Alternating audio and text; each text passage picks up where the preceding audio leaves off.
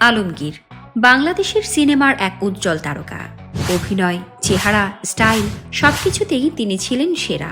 অন্যদিকে রজনীকান্ত ভারতের সুপারস্টার, যিনি তার স্টাইল, কৌশল এবং বহুমুখী চরিত্রে নিজেকে প্রতিষ্ঠিত করেছেন।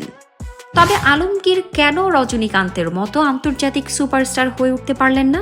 দায় কার? চলুন জেনে নেই। ১. ইন্ডাস্ট্রির সীমাবদ্ধতা।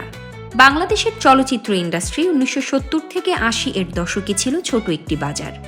বড় বাজেটের সিনেমা আন্তর্জাতিক পর্যায়ে প্রচার এবং ভিন্ন ভাষার দর্শকদের কাছে পৌঁছানোর সুযোগ ছিল খুবই কম। আলমগীর যতই প্রতিভাবান ছিলেন না কেন, ইন্ডাস্ট্রির সীমাবদ্ধতার কারণে তার কাজের পরিসর সীমিত ছিল। অন্যদিকে ভারতের ইন্ডাস্ট্রি তখন থেকেই বড় বাজেট এবং আন্তর্জাতিক অঙ্গনে কাজ করছিল, যা রজনীকান্তের উত্থানকে ত্বরান্বিত করেছিল।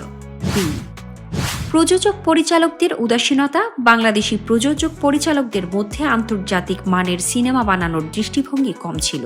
আলমগীরের প্রতিভাকে তারা বড় মাপের আন্তর্জাতিক প্ল্যাটফর্মে নিয়ে যাওয়ার উদ্যোগ নিতে পারেননি, ফলে আলমগীর আঞ্চলিক নায়ক হয়েই থেকে গেলেন। অন্যদিকে রজনীকান্তের পরিচালকেরা তাকে সর্বোচ্চ সুযোগ দিয়ে আন্তর্জাতিক মানের সিনেমায় তুলে এনেছেন।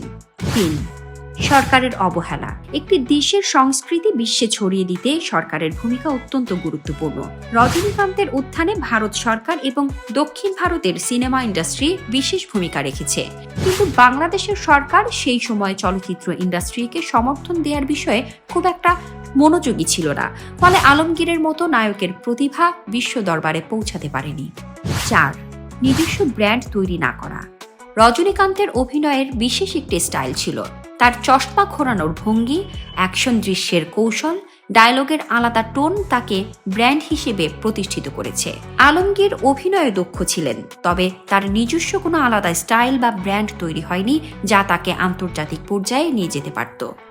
আলমগীর তার সময়ের সেরা অভিনেতাদের একজন ছিলেন, তবে ইন্ডাস্ট্রির কাঠামোগত সীমাবদ্ধতা, আন্তর্জাতিক প্ল্যাটফর্মের অভাব এবং সঠিক পরিকল্পনার অভাবে তিনি রজনীকান্তের মতো হয়ে উঠতে পারেননি। দায় আলমগীরের নয়, দায় ইন্ডাস্ট্রি এবং সিস্টেমের।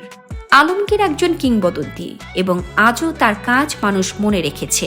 হয়তো আমরা যদি সিস্টেমের এই সীমাবদ্ধতাগুলো কাটিয়ে উঠতে পারতাম, তবে আজ আলমগীরও আন্তর্জাতিক মানের সুপারস্টার হতেন।